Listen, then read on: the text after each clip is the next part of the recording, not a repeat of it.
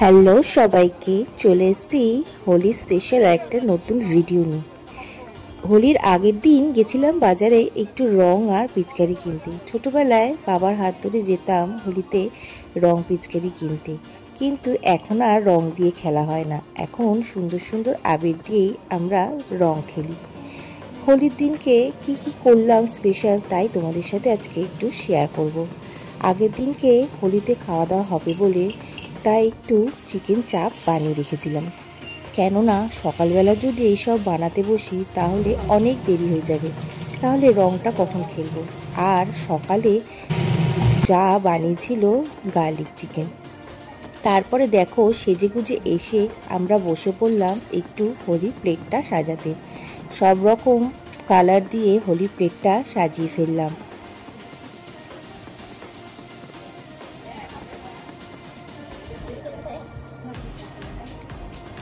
এত সুন্দর কালারগুলো দেখতে লাগছে যে কি বলবো। আর মাঝখানে এবছর রেখেছিলাম ফুড কলাই, কোনো বছর রাখি না, কিন্তু এবছর রেখেছিলাম। দেখতে কি সুন্দর লাগছে দেখো থালাটা। তারপরেই আমরা স্টার্ট করে ফেললাম আমাদের হোলি খেলা। সবাই চলেও এসেছিল, দিদি, জামাইবাবু, ছেলে, আমার ছেলের বন্ধু সবাই বাড়িতে চলেও এসেছিল। আমরা এদেরকে নিয়েই হোলি খেলি প্রতি বছর।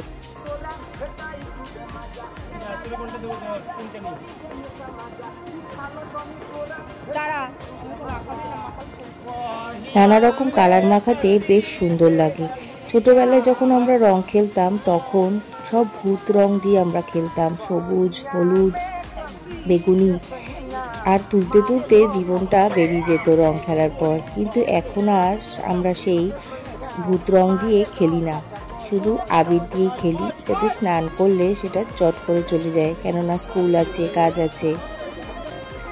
মাদের পারমিশন নিয়ে ছোটবেলায় আমরা হোলি খেলতে বেরোতাম, তাও বেলা 10টা বাজলে তখন মায়েদের কাছ দিয়ে পারমিশন নিয়ে আমরা হোলি খেলতে বেরোতাম, পুরো ভূত হয়ে বাড়ি ফিরতাম। কিন্তু আমাদের বাচ্চা কাচ্চারা এরকমভাবে ভূত হওয়া হোলি প্রায় খুব কমই খেলেছে। আবির দিয়ে হোলিটা ওরা বেশি খেলে আর পছন্দও করে। দেখো সবাই কি সুন্দর ট্রেজারকে সবাইকে রং মাখিয়ে দিচ্ছে, মানে আবির মাখিয়ে দিচ্ছে। ওই তো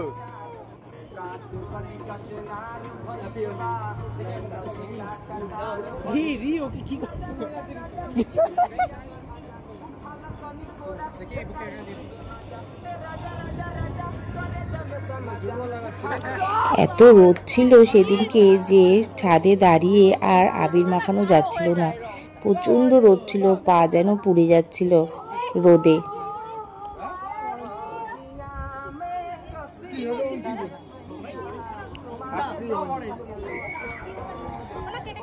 এরপরে দিদি একটু ঢং করে নিল, আমরাও সবাই মিলে একটু চট করে ছবিও তুলে নিলাম। আর দেখো জামাইবাবু প্রতি বছর আমার ছেলেকে এইভাবে ডিজাইন করে রং করে দেয় মাথায়, মুখে, প্রতি বছর তাই করে। আর এবছর তার অন্যথা নেই। তা হচ্ছে আমার ছেলের বন্ধু। আর দিদির ছেলেকে যা করলো প্যান্টুর ভেতরে। আর হোলি হবে, জামাইবাবুর সাথে একটু নাচানাচি হবে না, তা কি কখনো হয়? তাই জামাইবাবুকে নিয়েও একটুখানি আমরা নাচানাচি করে ফেললাম। আর বরের সাথেও। তারপরে একটু বিকেল হতেই এসেছিল আমার এক বান্ধবী, তার বর আর তার দুটো বন্ধুকে নিয়ে। তাদের সাথেও আবার এক প্রস্তুর রং খেলা হয়ে গেল।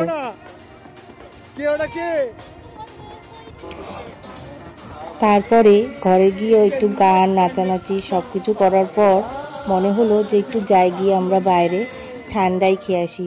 তাই ওরা চলে যাওয়ার পর আমরা বেরিয়ে পড়লাম একটু রাস্তায়, একটু ঠান্ডাই খাবো বলে। তারপরে যেতে যেতে দেখলাম একটা আইসক্রিম দাঁড়িয়ে আছে। বাচ্চাগুলো বললো যে একটু আইসক্রিম খাবো, শুধু বাচ্চা না বড়রাও। আমার বর তো আইসক্রিমওয়ালা সাইকেলের ওপর উঠেই পড়লো। তারপরে কোনো রকমে একটা ট্যাক্সি পেয়ে সবাই মিলে গুটিয়ে গাতিয়ে ঢুকে পড়লাম। ট্যাক্সিওয়ালা তো কিছুতেই নেবে না জোর করে, তাও গিয়ে আমরা নামলাম হেতুতে শিবাশ্রমে। সেখানে ঠান্ডায় বিক্রি হচ্ছিল, দু রকমের ঠান্ডায় বিক্রি হচ্ছিল। একটা হচ্ছে কেশর পেস্তা আর একটা হচ্ছে ম্যাঙ্গো। প্রথমে তো আমরা কেশর পেস্তাটা নিয়েছিলাম, খেতে সেরকম ভালো লাগেনি। আর এইটুকু ঠান্ডায় নিচ্ছে হচ্ছে 60 টাকা করে। এর মধ্যে তো কিন্তু কিছুই ছিল না। তারপরে ভাবলাম যদি একটু ভাং খাওয়া যায়, তাই খুঁজতে ওদেরকে জিজ্ঞেস করলাম যে তোমরা কি ভাঙালা ভাং ঠান্ডায় রাখো? বলছে হ্যাঁ, পাশেই আছে ভাং দেওয়া ঠান্ডায়। তখন আমরা গেলাম তাদের কাছে, গিয়ে জিজ্ঞেস করলাম যে কত করে। বলছে নাকি একটা ভাঙালা 150 টাকা করে। চিন্তা করতে পারো। আর দেখো কি লাইন এই দোকানটাতে। আমরাও তখন নিয়ে নিলাম একটা ভাং দেওয়া ঠান্ডায়। সেই ভাং দেওয়া ঠান্ডায় খেয়ে যা হলো তা তো আর বলাও যাবে না আর দেখাও যাবে না, ভিডিও করাও হয়নি। সেই অবস্থাতে আমরা ছিলাম না।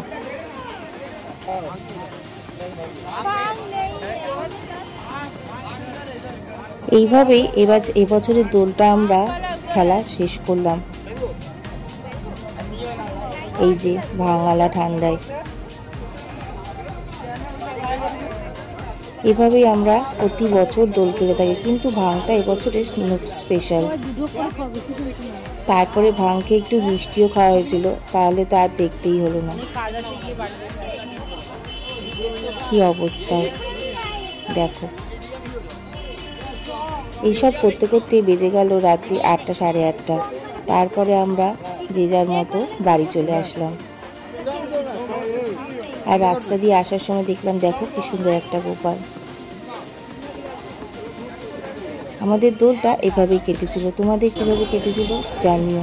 টাটা। ভালো লাগলে লাইক কমেন্ট শেয়ার করো।